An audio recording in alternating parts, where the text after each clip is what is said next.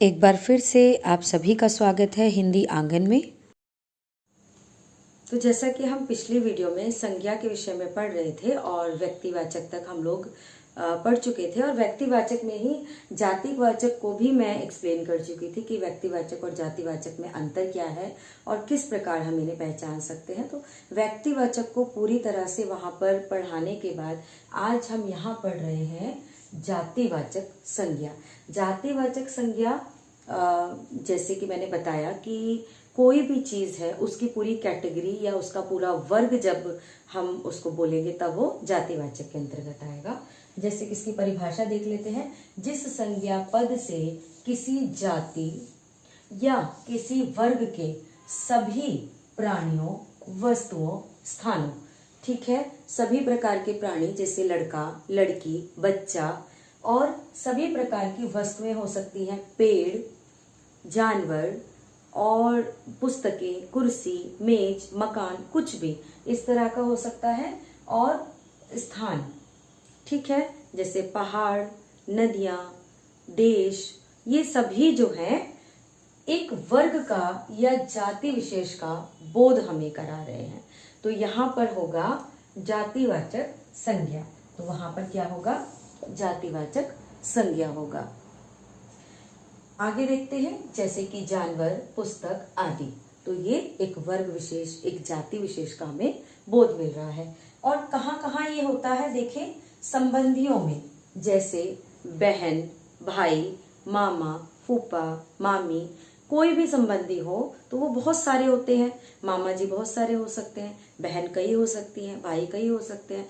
तो बहुत सारी चीजें हैं जो जाति वर्ग का। तो संबंधी सभी जो है हमारे जातिवाचक संज्ञा के अंतर्गत आते हैं। दूसरा, व्यवसाय, पद और कार्य।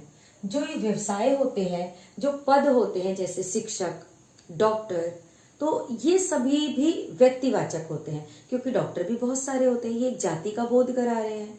प्रोफेसर बहुत सारे हैं, टीचर बहुत सारे हैं, तो ये सब हमें एक वर्ग का बोध करा रहे हैं।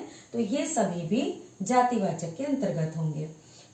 आगे देखें, पशु पक्षियों के नाम, जैसे चिड़िया, तोता, मोर, तो ये भी हमें एक वर्ग का बोध करा रहे हैं। तो ये सब भी, अब जैसे आप एक पैरट को अपने घर पाल लेते हैं और उसको रख देते हैं मिट्ठू नाम, तो वो मिट्ठू जब होगा वो आपका पर्सनल होगा तो उसको हम कहेंगे व्यक्तिवाचक। लेकिन जब हम कहेंगे तोता तो वो होगा जातिवाचक। ठीक है, आगे देखते हैं वस्तुओं के नाम। मैंने बताया वस्तुओं के सभी नाम, मकान, कुर्सी, मेज, छत, कोई भी ऐसा वस्तुओं के नाम है, सभी जातिवाचक के अंतर्गत आएंगे। और आगे देखिए प्राकृतिक तत्वों के नाम। ठीक है, प्राकृतिक तत्वों के नाम जैसे तूफान, बिजली आदि। तूफान जो है, कई प्रकार के तूफान आते हैं, कई प्रकार की बिजलियां हो सकती हैं। लेकिन जब पर्सनल किसी तूफान का नाम, जैसे आपने अभी देखा था कई प्रकार के तूफान आए थे जिसमें ताइको तूफान भी था, इस तरह से अगर नाम दे तो व्यक्तिवाचक हो जाएगा, अन्यथा ये जो है जातिवाचक रहेगा। तो संज्ञा के दो प्रकार, व्यक्तिवाचक और जातिवाचक को पढ़ने के बाद हम अब पढ़ते हैं भाववाचक संज्ञा। देखिए, जैसा कि यहाँ नाम से ही प्रतीत हो रहा है, भाव। आप सभी जानते हैं कि हमारे अंदर कुछ फीलिंग्स होती हैं, कुछ भाव होते हैं, तो उन्हीं से संबंधित आप देखिएगा कि हमारे अंदर किस प्रकार की अवस्थाएं, गुण, फीलिंग्स या जो भी है अपने अंदर इमेजिन करके देखिए, तब इसको समझ पाएंगे। क्योंकि अक्सर जातिवाचक और व्यक्तिवाचक तो समझ लेते हैं सब लोग, लेकिन भाववाचक में कंफ्यूज हो जाते हैं कि ये कैसे बनती है, क्या है। तो वही मैं आपको समझाने का प्रयास करूंगी और आप ध्यान से सुनिएगा।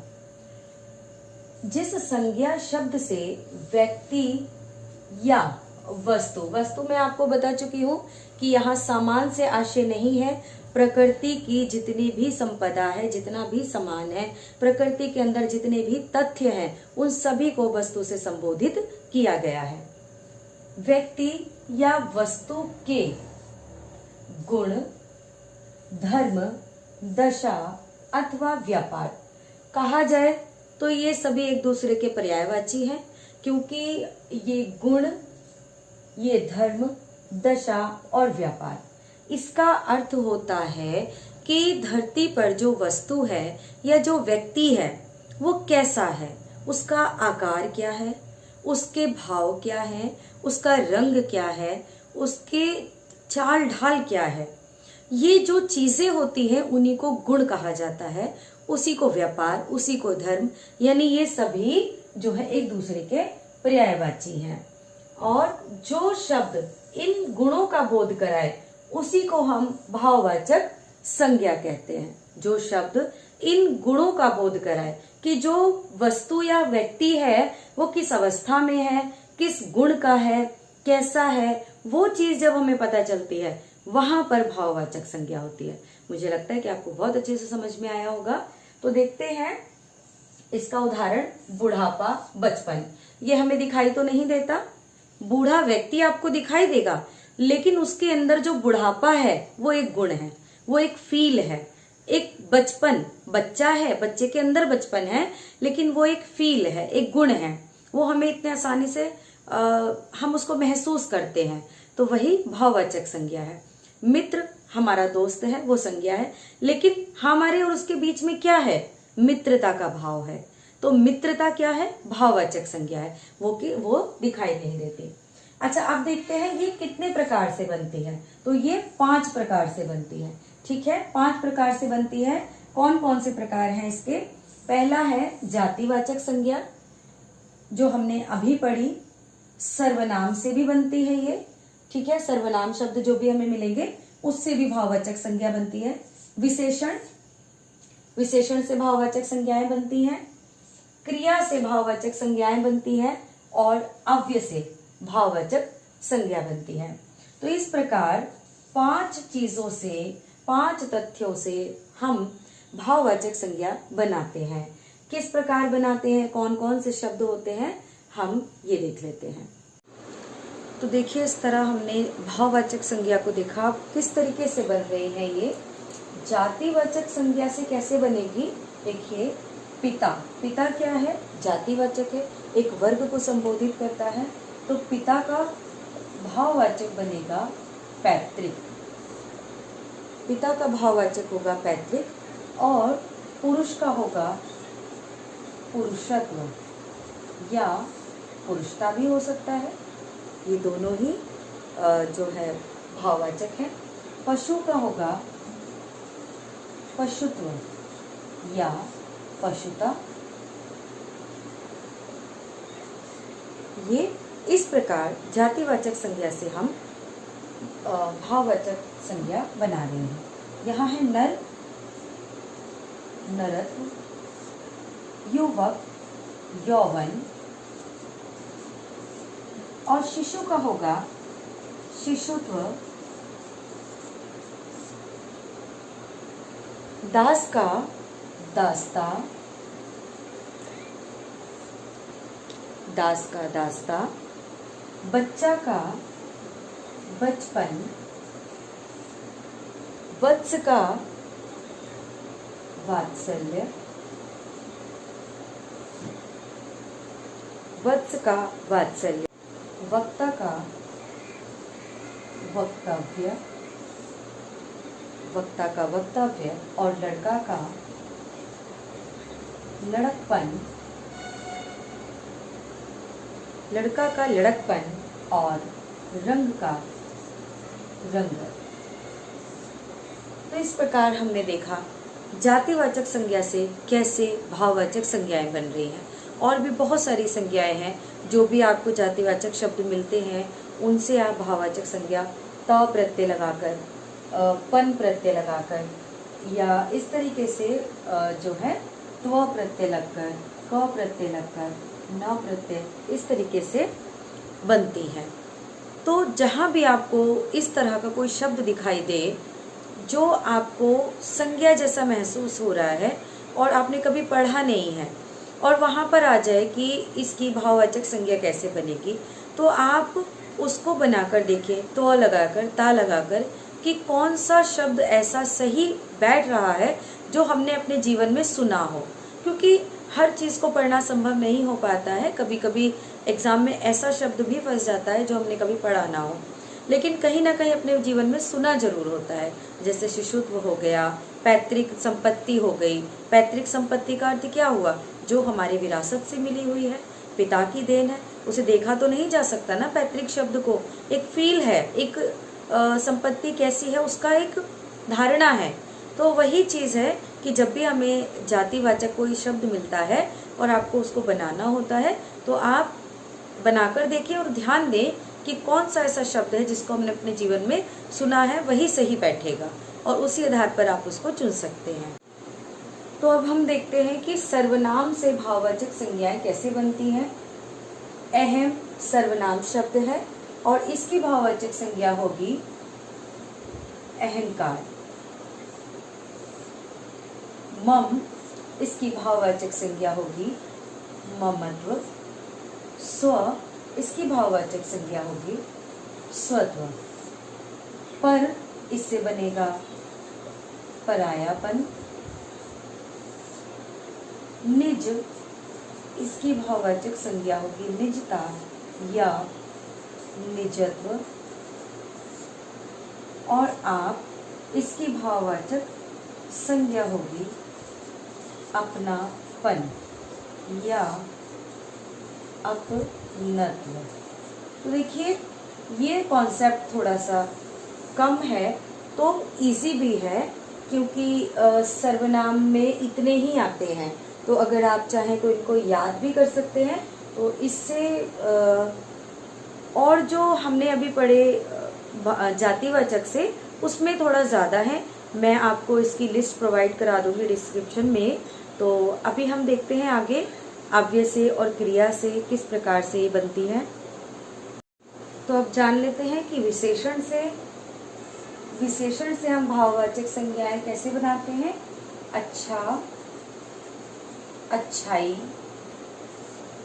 सुंदर, सुंदरता। देखिए हमें भाववाचक संज्ञा बनाने के लिए प्रत्यय का ध्यान रखना होगा। तो सुंदरता, उचित,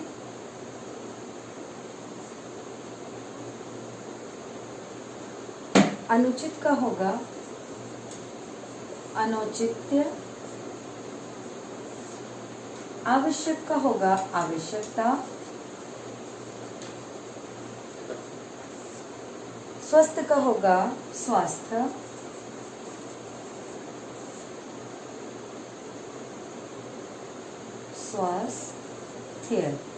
स्वास्थ्य। हरा का देखिए हरियाली। ये सभी महत्वपूर्ण हैं और यही प्रश्न बनते हैं कि हरियाली किस प्रकार का शब्द है या हरियाली किस प्रकार की संज्ञा है।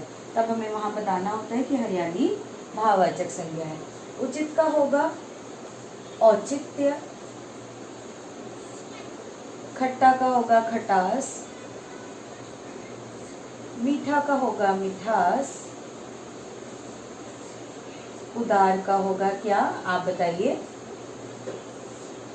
उदारता, काला का होगा कालिमा, कठोर का होगा कठोरता और गर्म का होगा गर्मी। देखिए यहाँ पर ध्यान देने वाली बात है, गर्मी जो शब्द है ये भाववाचक संज्ञा है और गर्म क्या है, विशेषण। गर्म, ठंडा, मोटा, पतला, ये सभी विशेषण हैं और इस तरीके से हम विशेषण को भाववाचक संज्ञाओं में परिवर्तित करते हैं। तो ये जो तरीका है, सभी कुछ लिखना एकदम से बोर्ड पर पॉसिबल तो नहीं है, तो इस तरीके से हम बनाते हैं भाववाचक संज्ञाएं। और इसकी जो लिस्ट है, बहुत सारे शब्द जो बनेंगे वो हम लोग प्रैक्टिस सेट में देखेंगे। प्रैक्टिस जब करेंगे क्वेश्चंस की, वहां पर कुछ देखेंगे और मैं कोशिश करूंगी कि आपको उसकी लिस्ट भी प्रोवाइड कराऊं। चलिए अब देखते हैं कि क्रिया से भाववाचक संज्ञाएं किस प्रकार से बनती हैं। तो देखिए कोई इतना मुश्किल नहीं है, प्रत्यय जोड़ना होता है और यहाँ उड़ना है। सबसे पहले मैं आपको बता दूं कि क्रिया जो है, हम किसी भी कार्य को जब करते हैं तो वो क्रिया के अंतर्गत आती है। जैसे मैं अभी आपको पढ़ा रही हूँ, आप पढ़ रहे हैं, लिख रहे हैं, चल रहे हैं, तो इसमें भी दो चीजें होती हैं क्रिया में। एक तो धातु होती है जो क्रिया का मूल रूप है। क्या है? क्रिया का मूल रूप। जैसे यहाँ हमने लिखा है उड़ना, तो इसका जो मूल रूप है वो है उड़, और इसमें ना प्रत्यय जुड़ने पर उड़ना बन गया है। तो ये हमारी धातु है, ये ध्यान रखने योग्य बात है, ये धातु है और ना प्रत्यय है, इसको जोड़कर क्रिया बनी है। ठीक है, ये ध्यान रखना होगा। उसके बाद हम चलते हैं, उड़ना का होगा भाववाचक क्रिया उड़ान। जागना का भाववाचक क्रिया क्या होगा, आप बताइए। जागृति। सजाना का, आप भी कोशिश करें मेरे साथ साथ, सजावट। चढ़ना का चढ़ाई। जब आप ये वीडियो देखें और इस तरह जब मैं आपसे पूछ रही हूँ तो क्लास में क्या होता है, बच्चे रिस्पांस देते हैं। तो आप लोग जब ये वीडियो देख रहे हैं उस समय कमेंट बॉक्स में लिख कर भेजिए, तो इससे क्या होगा, आपको भी कॉन्फिडेंस मिलेगा और आपका आंसर बनेगा और आपको याद रहेगा। सबसे बड़ी बात, बहना का बहाव। घबराना का घबराहट। इसमें आहट प्रत्यय लगा है, आहट प्रत्यय। आगे देखिए, मारना लिखा हुआ है, तो इसका क्या होगा, मारना का। अब आप सोच रहे होंगे कि यहाँ कौन सा प्रत्यय लगा है जो कि भाववाचक संज्ञा बन जाए। तो कभी कभी ऐसी स्थिति भी बन जाती है जहाँ हमें कुछ जोड़ना नहीं होता है, हटाना होता है। तो ऐसी स्थिति में यहाँ से हम न को हटा देंगे और ये जो मार है ये बन जाएगा आपका भाववाचक संज्ञा। आगे देखिए, दौड़ना। दौड़ना में भी हटेगा दौड़। ठीक है, काटना का हो जाएगा कटाई। तो इस प्रकार आपने देखा हमने कैसे भाववाचक संज्ञाएं बनाई। कुछ संज्ञाओं में हमें प्रत्ययों को जोड़ने की जरूरत पड़ी, तो कुछ में हटाने की जरूरत पड़ती है। जैसे मैं एक चीज और बताना चाहूंगी, प्यास। प्यास क्या है, ये एक फील है, तो प्यास जो है वो भी भाववाचक संज्ञा है और पीना क्रिया है। ठीक है, तो इस चीज का हम ध्यान रखेंगे। तो अब देखते हैं कि अव्यय से हम भाववाचक संज्ञाएं कैसे बनाते हैं। अव्यय में देखिए, बहुल। बहुल का अर्थ होता है ज्यादा, तो आपने सुना भी होगा बाहुल्य, है ना, इस चीज की बाहुल्यता बहुत अधिक है, तो बाहुल्य एक भाववाचक संज्ञा है। धिक। धिक मीन्स धिक्कार। एक चीज और बताना चाहूंगी आपको कि वीडियो को जब पढ़ाना शुरू किया था, संज्ञा मैंने जब शुरू किया है उसी वक्त आपको बताया कि संज्ञा शब्द जो है वो विकारी शब्द है। अब यहाँ आया है अव्यय, तो अव्यय क्या है, अव्यय ना, इसको अविकारी भी कहते हैं। अव्यय को अविकारी भी कहते हैं क्योंकि अविकारी जो होते हैं वो परिवर्तित नहीं होते। जैसे धिक हो गया, धिक धिक धिक ही रहता है, चाहे आप उसको किसी भी पंक्ति में प्रयोग कर लें, किसी भी वाक्य में उसका प्रयोग कर लें। तो अविकारी और विकारी दो प्रकार के शब्द होते हैं, तो यहाँ अव्यय से बना रहे हैं। तो दूर, जब हम किसी वाक्य का प्रयोग कर रहे हैं कि मेरा घर तुम्हारे घर से बहुत दूर है, तो जो दूर शब्द है उसको आप किसी भी तरह प्रयोग कर लें। लड़का दूर जा रहा है, लड़की दूर जा रही है, तो लड़का, लड़के, लड़कियां सब परिवर्तित हो सकता है। जाना, जाते, जाएगी, जा रहे, जा रहा, ये परिवर्तित होगा, लेकिन दूर जो शब्द है वो परिवर्तित नहीं होगा। यही मैं आपको समझाना चाहती हूँ कि जो शब्द परिवर्तित नहीं होते वो अव्यय या अविकारी कहलाते हैं, और जो परिवर्तित हो जाते हैं वो जो है विकारी कहलाते हैं, क्योंकि उनके अंदर विकार उत्पन्न हो जाता है। तो यहाँ हमने देखा दूर, इसका भाववाचक बन जाएगा दूरी, ये भाववाचक संज्ञा बन जाएगी। बहुत का बहुतायत। हाहाकार, हाहाकार। ऊपर का ऊपरी। इस प्रकार हमारे शब्द बने हैं। और आगे देखते हैं, शाबाश का शाबाशी। अब आप कहते हैं ना बाहर से जाकर कि हमें बहुत शाबाशी मिली, तो वो भी एक प्रकार की फीलिंग है। परस्पर का पारस, पारस्पर्य, पारस्पर्य। समीप का सामीप्य, निकट का नैकट्य, नैकट्य। ठीक है, इस प्रकार से हम भाववाचक संज्ञाएं बनाते हैं, विशेषण से, सर्वनाम से, जातिवाचक से और अव्यय से। 5 प्रकार से हमारे भाववाचक बनते हैं।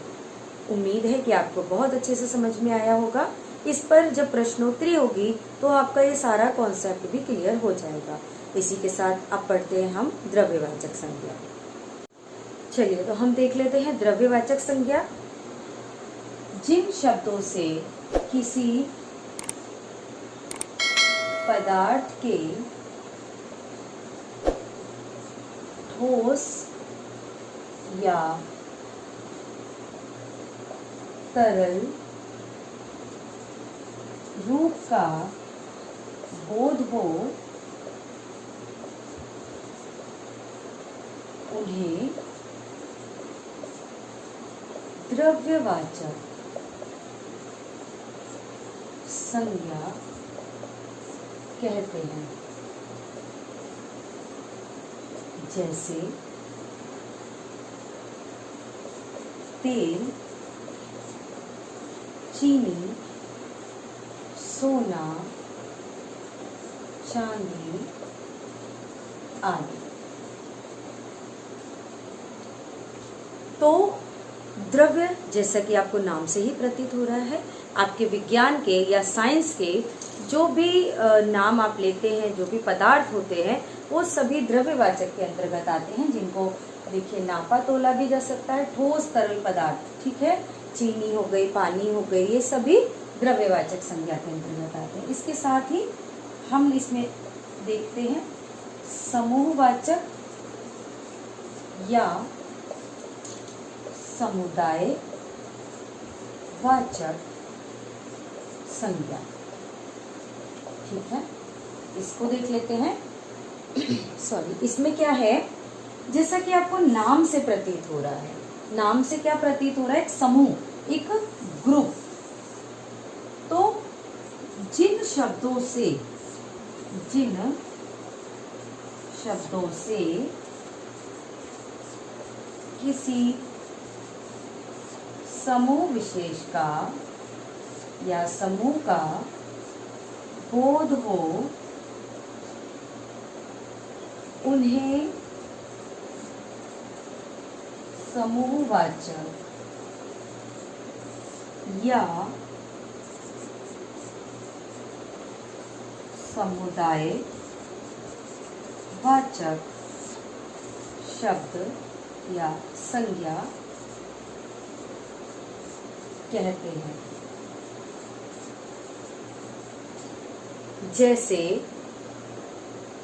कक्षा, सेना, दल आदि। अब आप देखिए, द्रव्यवाचक आपको पता चल गया कि कोई भी ऐसा पदार्थ जो ठोस तरल है और उसका जो नाम है, जिससे हमें पता चल रहा है कि ये पदार्थ है, वो द्रव्यवाचक हो गया। वहीं अगर हम देखें तो समुदायवाचक या समूह, तो समूहवाचक या समुदायवाचक जो है वो एक ग्रुप को रिप्रेजेंट करता है। ग्रुप यानी एक इकट्ठा जो चीजें हैं, जैसे कक्षा हो गई जहां पर छात्र छात्राएं इकट्ठे। देखिए जातिवाचक में क्या पढ़ना था हमें, लड़कियां या लड़के, वो दोनों अलग अलग एक ग्रुप के हो गए, कैटेगरी के हो गए। लेकिन एक जो कक्षा है वहां पर लड़के लड़कियां इकट्ठा बैठ सकते हैं। टीचर होते हैं जो बड़े होते हैं, वयस्क होते हैं, और छोटे बच्चे भी होते हैं। तो इस प्रकार ये एक ग्रुप हो गया, झुंड हो गया, एक समूह हो गया, जिसको हमने नाम दिया कक्षा, जिसमें जाति के कई प्रकार के लोग बैठ सकते हैं। तो जातिवाचक में और समुदायवाचक में ये अंतर है। कुछ लोग जातिवाचक और समुदायवाचक में थोड़ा सा फंस जाते हैं कि ये क्या है। तो ये अंतर है कि जातिवाचक में एक ही प्रकार की चीजें आती हैं, जबकि समूहवाचक में कई प्रकार की चीजों का समूह बन सकता है। जैसे सेना ले लीजिए आप, सेना हो गया, सेना का दल होता है, ठीक है, और झुंड हो गया, हाथियों का झुंड, शेर का झुंड, जो भी आपके जानवर होते हैं, 3-4 जानवर इकट्ठे खड़े हो जाए उनको भी आप झुंड बोल सकते हो। तो एक ग्रुप जो होता है, ग्रुप जो एक रिप्रेजेंट करता है, संबोधित करता है, उसको हम कहते हैं समूहवाचक या समुदायवाचक। कुछ ही शब्द हैं जो ऐसे हैं, वरना अगर अलग से भी कोई शब्द आ जाए तो आपको पहचानना बहुत आसान होगा, अगर आपका कॉन्सेप्ट क्लियर है तो। आप समझ पा रहे हैं कि जातिवाचक और समुदायवाचक में क्या अंतर है। कभी कभी समूहवाचक पूछ लेंगे या कभी कभी समुदायवाचक पूछ लेंगे, दोनों का अर्थ एक ही होता है, ये ध्यान रखने योग्य बात है। तीसरा, जातिवाचक में इसका अंतर आपको स्पष्ट होना चाहिए कि दोनों में क्या अंतर है। जातिवाचक का व्यक्तिवाचक से अंतर आपका स्पष्ट होना चाहिए कि दोनों में क्या अंतर है। जब हम इस कॉन्सेप्ट को अच्छे तरीके से समझ जाते हैं तो कोई मुश्किल नहीं है, प्रश्न पढ़ा हुआ हो, नहीं पढ़ा हुआ हो, कहीं से भी आ जाए, हमारा विवेक, हमारी समझ उसको हैंडल कर सकता है ना। तो कॉन्सेप्ट क्लियर करना सबसे ज्यादा जरूरी है। और दूसरी बात, संज्ञाओं का निर्माण किस प्रकार करना है। जो भाववाचक संज्ञाएं हमारी बन रही हैं, अधिकतर देखिए जो सर्वनाम की है वो तो उतनी ही है, लेकिन अन्य जो है वो बहुत सारी हैं। वो आपको अपने विवेक से भी काम लेना है और पढ़ना है। अगर हम उस ज्यादा से ज्यादा चीजों को पढ़ लेते हैं तो वो हमारे माइंड के अंदर सेट रहती हैं कि ये ऐसे है। तो मैं बस इतना ही कहना चाहूंगी कि संज्ञा को पढ़ाते समय मैंने बहुत कोशिश की है कि अच्छे तरीके से आपको विस्तार से बता सकूं, और मुझे उम्मीद है कि आपको समझ में भी आया होगा। फिर भी अगर आपको लगा कि कहीं कोई कोशिश में कमी है या कुछ आप पूछना चाहते हैं तो आप मुझे कमेंट बॉक्स में लिख करके बताएं कि आपका क्या क्वेश्चन है। मेरा सहयोग करें, चैनल को सब्सक्राइब करें, वीडियो को लाइक करें और अधिक से अधिक शेयर करें।